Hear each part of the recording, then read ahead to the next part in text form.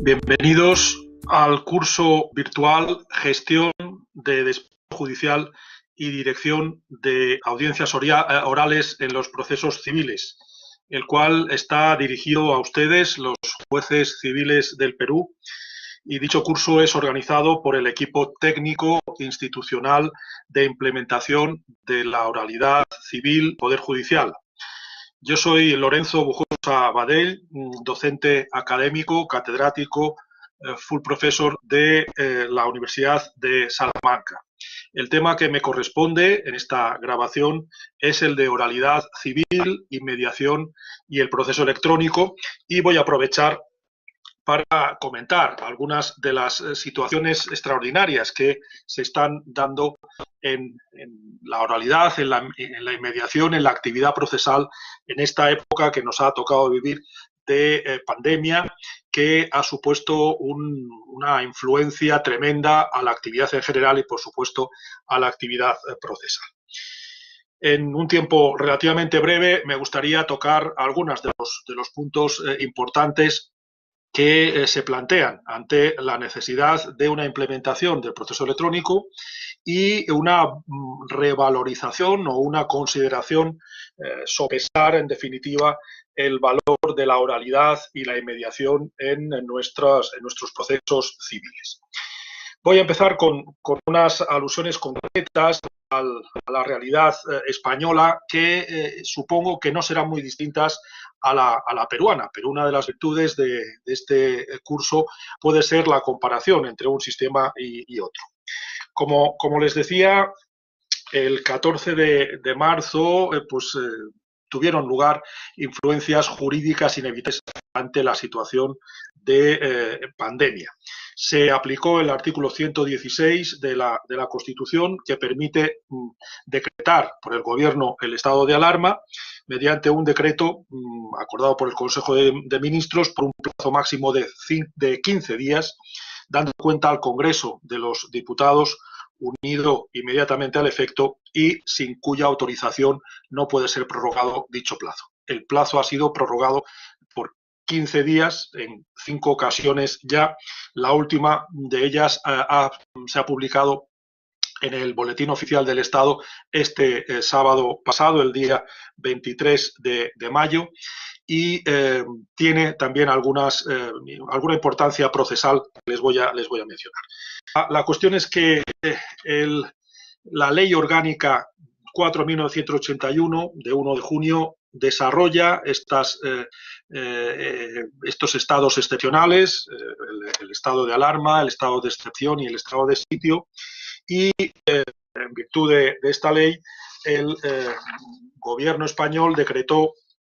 el estado de alarma, como les decía, para la gestión, literalmente, de la situación de crisis sanitaria ocasionada por el COVID-19. Es el Real Decreto 463 de 2020, de fecha de 14 de marzo. Nos interesa sobre todo porque en la disposición adicional segunda de este decreto, entre otras muchos artículos, muchas otras disposiciones, esa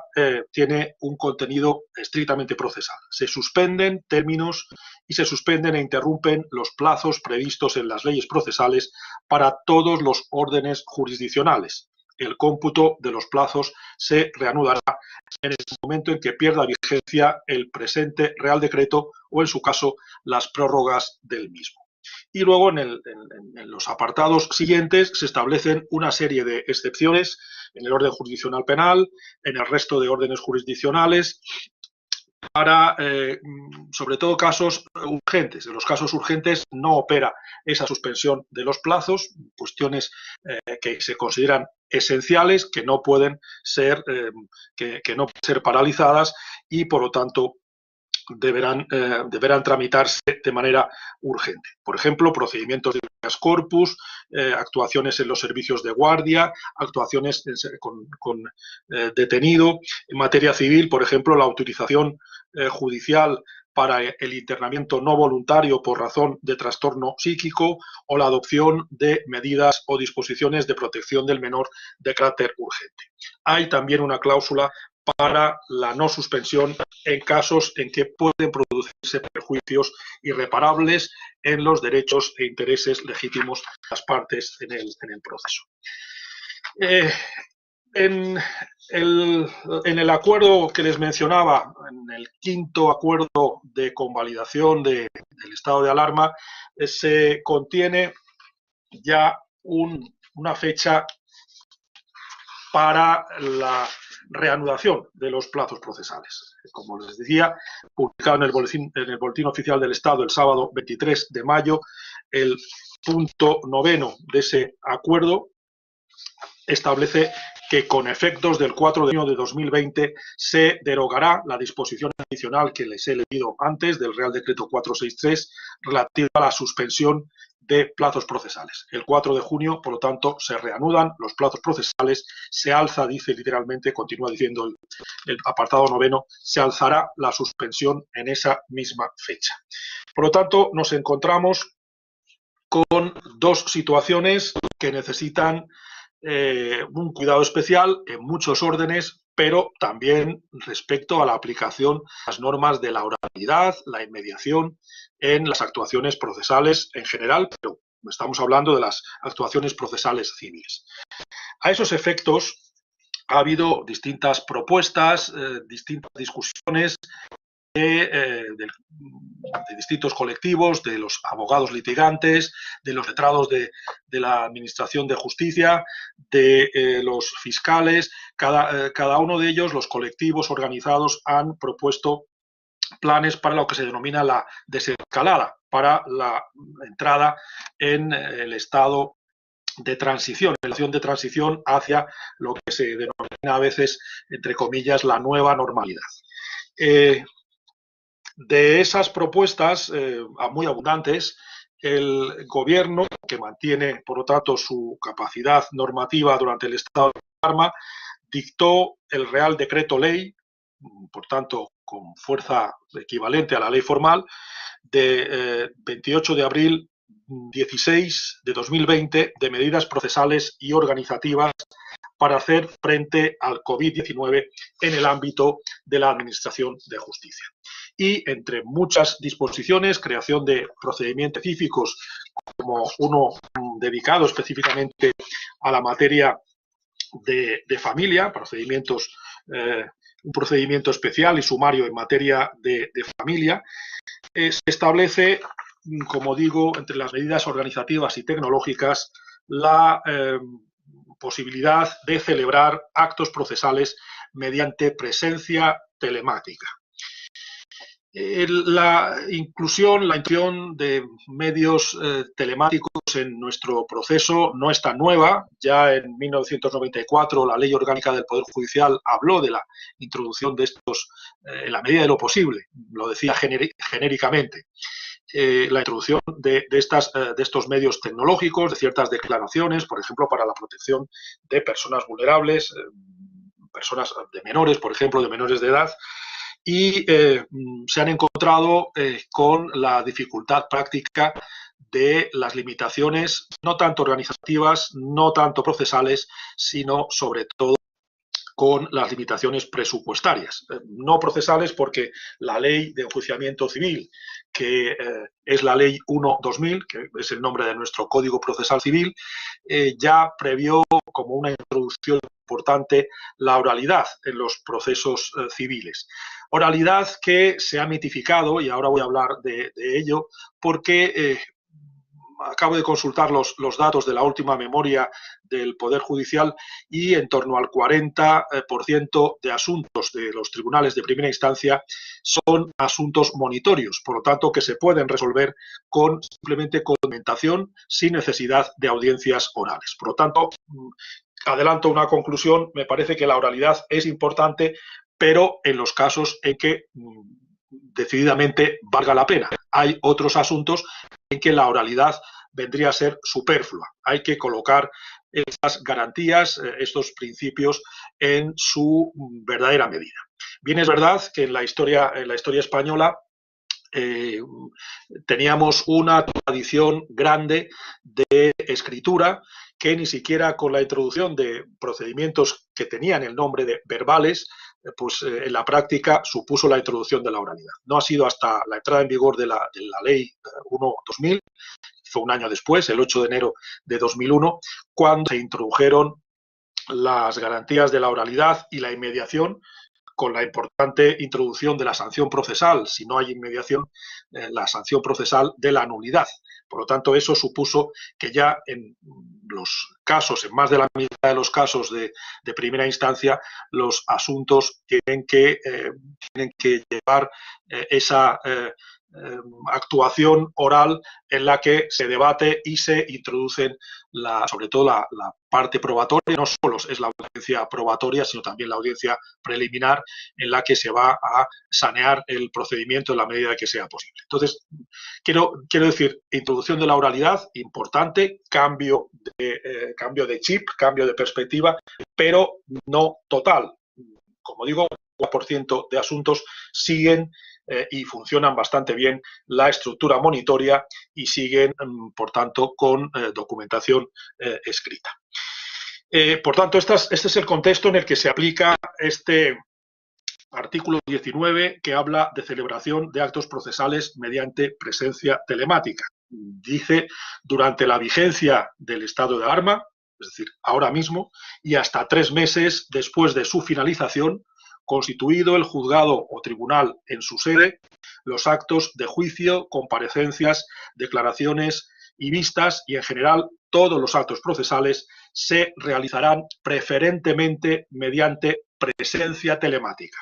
siempre que los juzgados, tribunales y fiscalías tengan a su disposición los medios técnicos necesarios para ello. Como ven, es en realidad una norma programática, en realidad no es una norma con sanción, es una norma en que sí, preferencia por la actuación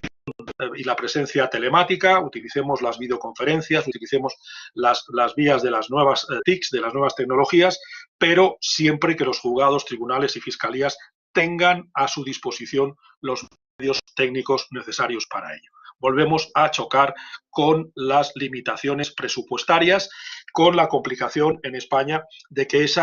los elementos materiales dependen de la administración correspondiente. Como saben, ya hay una división del poder territorial en 17 comunidades autónomas y 2 ciudades autónomas. En algunas de ellas hay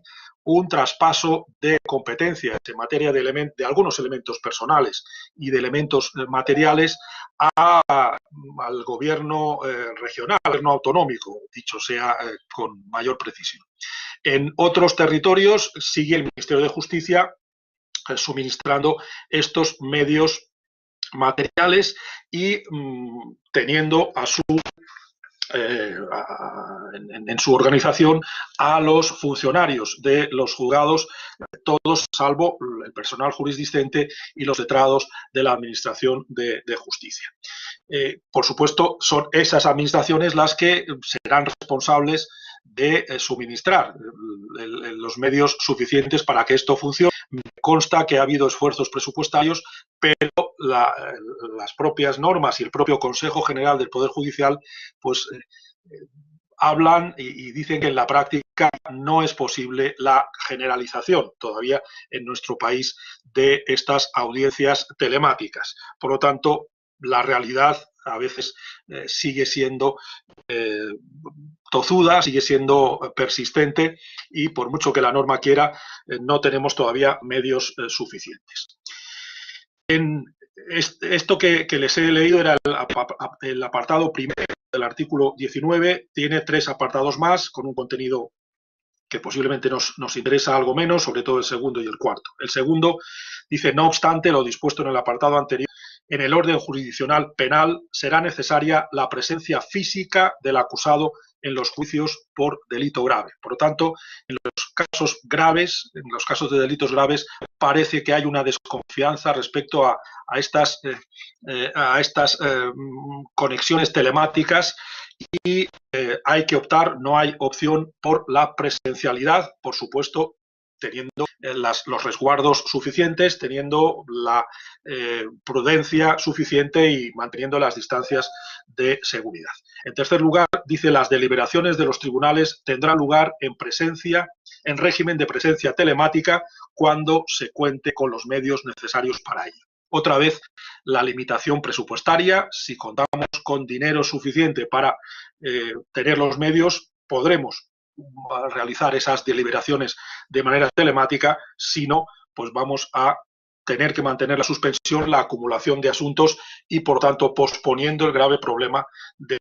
las dilaciones indebidas, las dilaciones que serían inconstitucionales y contrarias al Convenio Europeo de Derechos Humanos. Por último, se establece que lo mismo se dispondrá para los actos que se practiquen en las fiscalías. El artículo siguiente también nos interesa porque establece el acceso a las salas de vistas con el fin de garantizar la protección de la salud de las personas, que es el elemento principal de toda esta normativa. Durante la vigencia del estado de alarma y hasta 3 meses después de su finalización, el órgano judicial ordenará, en atención a las características de las salas de vista, el acceso del público a todas las actuaciones orales. El Consejo General del Poder Judicial ha desarrollado estas cuestiones, sobre todo en un acuerdo de 11 de mayo que establece cómo deben ser las actuaciones relativas a los servicios esenciales y también cómo deben ser las actuaciones relativas a servicios no de los esenciales, en los que hay paralización de plazos, pero eso no implica que haya paralización de toda la actividad jurisdiccional. Hay actuaciones que no están sometidas a plazo y, por lo tanto, estas no están suspendidas. Se habla de la reordenación de agendas de señalamiento y se dice, para el momento en que se levante la suspensión de plazos y términos procesales, deberán reordenarse las agendas de señalamiento y se tendrán en cuenta para ello distintos factores. Si la vista puede o no celebrarse por medios telemáticos, si la sala es de uso compartido o no durante el mismo día por el mismo órgano judicial, cuál es el aforo máximo que permita mantener la distancia interpersonal de seguridad de al menos 2 metros en salas de vistas y pasillo, la duración estimada del señalamiento, el término preciso para la limpieza y desinfección de la sala, las condiciones ambientales, etcétera. La idea de fondo es simultanear o combinar, mejor dicho, las audiencias presenciales y las no presenciales en función de la disponibilidad de cada sede y de la forma que se permita la preservación de la salud de los intervinientes. Y entre los criterios para la determinación de las agendas se establece el fomento de las actuaciones procesales por medios telemáticos y la división de actuaciones procesales que puedan realizarse por teletrabajo. Sin embargo, como les decía, esto va a venir condicionado por las disponibilidades de medios suficientes. Dice, en cuanto a la celebración de juicios y vistas, que el sistema más eficaz para poder celebrar un mayor número de juicios, según los casos, debe ser combinar juicios presenciales con otros telemáticos, en función de los medios con los que se cuenten y instancias del asunto, números de intervinientes, tipo de prueba a practicar, debiendo dejarse a criterio judicial. Cada juez competente o cada tribunal competente deberá decidir según las circunstancias concretas. Se deberá instar a estos efectos de las administraciones prestacionales que se instalen programas de videoconferencia en las salas de vistas, en las salas multiusos y en los ordenadores de jueces y letrados, lo cual tampoco es gran novedad porque ya hay en muchos órganos jurisdiccionales, en la práctica de alguna prueba, la declaración testifical, por ejemplo, de alta en ciudades alejadas y se transmite sin mayor problema esa declaración con preguntas, con respuestas de los abogados litigantes, del propio juez competente. Lo que ocurre es que no todos los órganos jurisdiccionales cuentan con esos medios. El tribunal o juez debe estar constituido en la sede y se establece algo importante, que el principio de publicidad de las actuaciones procesales, abierto el juicio y declarada la audiencia pública, debe quedar garantizado en los mismos términos que cuando las actuaciones procesales se realizan en régimen presencial en la sala de vistas. El procedimiento a seguir para la celebración de forma telemática se ajustará a las pautas establecidas en una guía de celebración de actos procesales telemáticos que el propio Consejo General del Poder Judicial Español aprobará, nos dice, a través de su comisión permanente, y se garantizará en todo caso la presencia de los medios de comunicación que resulten acreditados. Hay más previsiones sobre el lugar, sobre el horario de las vistas, es decir, se pretende, desde luego, mantener la oralidad en la medida de lo posible, la presencialidad, pero desde el propio Real Decreto Ley publicado por el Gobierno, pues el principio general es la aplicación de actuaciones telemáticas. Y todo eso nos debe hacer reflexionar, en el tiempo que me queda, sobre para qué queremos la oralidad, para qué queremos la inmediación y en qué medida la utilización de videoconferencias puede afectar a la aplicación de estos principios que en ocasiones se han visto como cambios revolucionarios en el sistema y en cierto modo lo han sido. Debo decir que en España teníamos una cierta ventaja cuando se introdujo la oralidad en el año 2001, porque teníamos una tradición larga desde 1882 de juicios orales penales. Por lo tanto, los abogados estaban acostumbrados a ser, como dirían los juristas colombianos, abogados promiscuos, es decir, abogados acostumbrados a trabajar en lo civil y en lo penal, en lo civil por escrito, en lo penal oralmente. Por tanto, el cambio para ellos y también para los jueces, que el primer destino solía ser trabajar como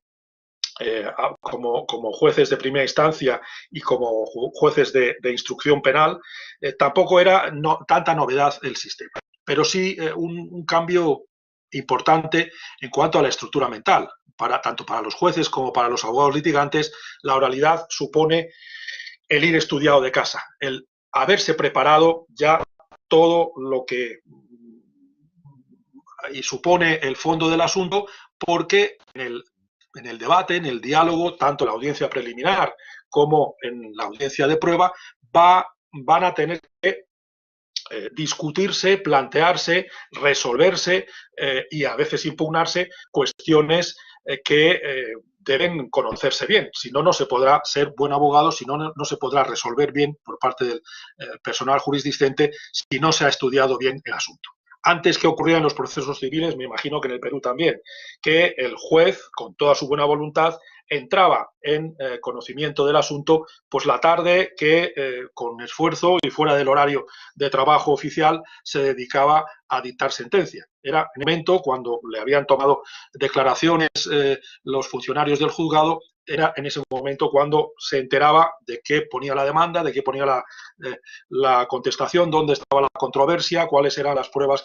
que se habían practicado. En definitiva, la introducción de la oralidad supuso un cambio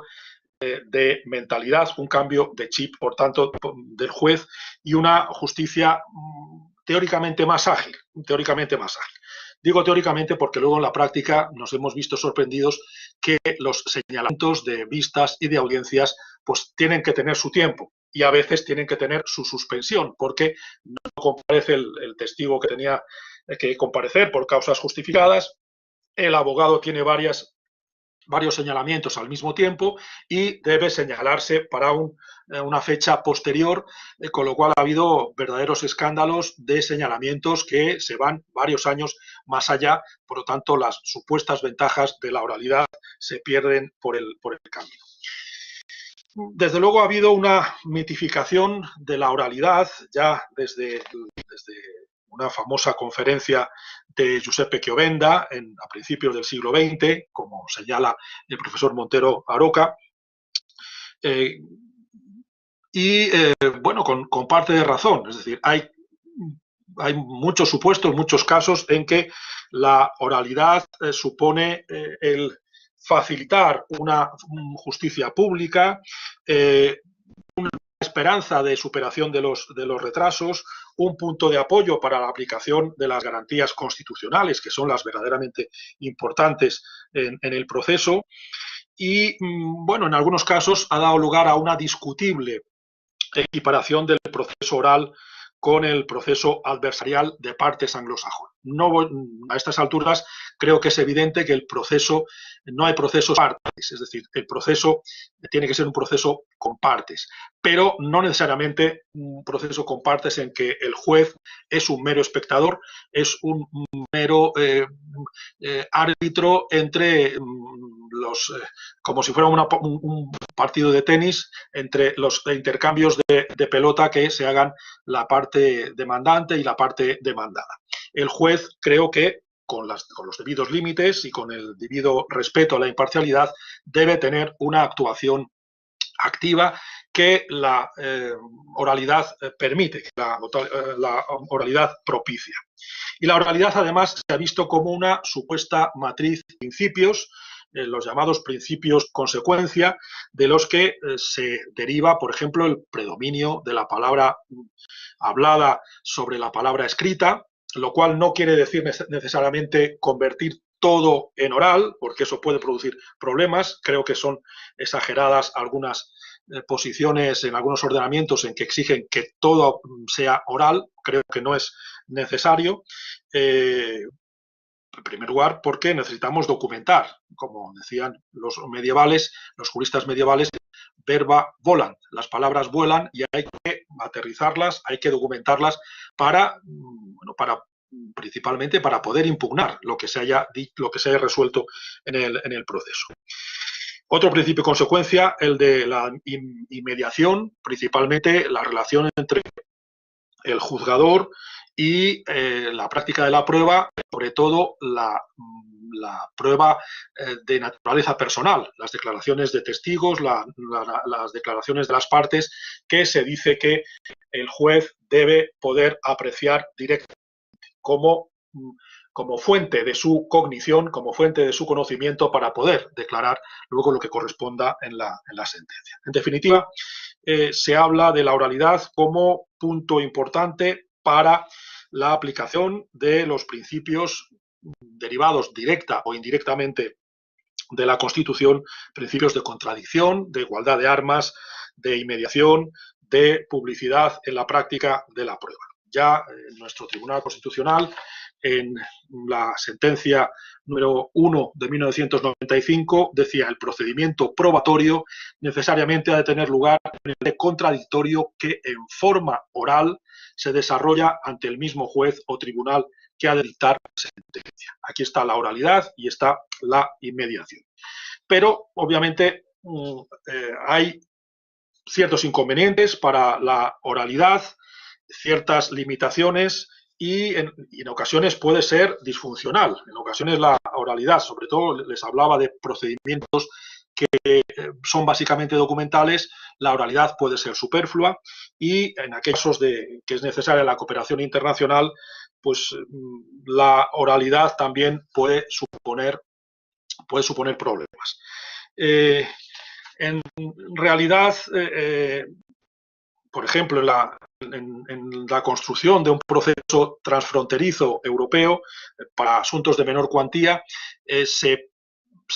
propicia la utilización de la escritura, aunque se habla también de la posible utilización de las videoconferencias. Y también la videoconferencia ya se ha utilizado, se ha propugnado desde el año 2000 en el espacio judicial europeo para la cooperación procesal internacional, lo cual también lleva a ciertos problemas. Oralidad es buena, decía, en ciertos asuntos, pero tampoco hay que mitificarla y, sobre todo, no hay que mitificar la inmediación. La inmediación en la práctica de prueba es importante. El juez o el tribunal que va a decidir es importante que esté presente en ese debate contradictorio en torno a la práctica de la prueba. a veces se introducen elementos de irracionalidad que hay que tener cuidado con ellos. Es decir, esa presencia del juez no debe suponer que simplemente por ver los gestos, por ver si se sonroja o no el que declara, tiene más o menos razón, porque eso, como ha escrito de manera muy interesante el magistrado del Tribunal Supremo Español, eso supone introducir elementos de irracionalidad. Los psicólogos jurídicos nos dicen cuidado porque la inmediación no puede ser un cauce de cognición para el juez. Lo que debe ser la inmediación es un contexto en el que puedan desarrollarse de manera adecuada el resto de principios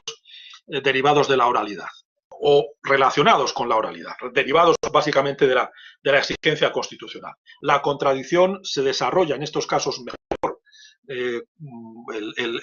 interrogatorio cruzado se va a desarrollar mejor en un contexto oral y con inmediación.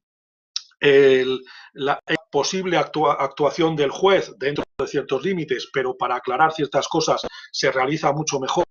de manera oral en la sala de vistas, y todo eso se puede hacer mediante la vía telemática. La inmediación está afectada por la utilización de videoconferencias. Yo creo que sí, es decir, si la inmediación es una relación directa entre la práctica de la prueba y la percepción del juez, es evidentemente que ponemos algo por medio, ya hay una cierta mediación. La cuestión es que esa mediación puede estar justificada en estos casos de pandemia, en estos supuestos. También dependerá de cómo se haga la transmisión, de que se haga una transmisión con calidad de sonido, con calidad de imagen. Los especialistas en comunicación audiovisual también nos han avisado de que cuidado, porque no es lo mismo la posición de la cámara arriba, una posición horizontal respecto al que habla, o una posición dinámica de la cámara, lo cual implicaría varias cámaras en las que se toman declaraciones de distintas perspectivas y, por tanto, más cercanas a la realidad. Por tanto, hay que tener cuidado, hay que ser conscientes de los posibles sesgos cognitivos que pueden darse en estos casos. No hay que mitificar excesivamente la inmediación, pero la inmediación, si no es cauce de entrada de una irracionalidad indebida, es decir, que tenga en cuenta los titubeos, los gestos, sobre todo porque no es ciencia a nuestro alcance, como nos dicen los psicólogos jurídicos. Debe objetivarse, debe motivarse la apreciación de cada una de las pruebas y luego la relación de las pruebas entre sí. Por lo tanto, en esos casos, la videoconferencia, puede ser una interferencia, pero una interferencia que puede estar justificada para la aplicación de esos otros principios que sí son garantías constitucionales directas. Bueno, es un tema que da para mucho más. Simplemente les quería dar una introducción. Les acompañaré este vídeo de algunas lecturas y sí, discutimos en el foro, hablamos en el foro sobre estas cuestiones que son apasionantes y que suponen siempre un reto para lo que estoy seguro que todos ustedes pretenden, una mejor administración de la justicia. Muchísimas gracias.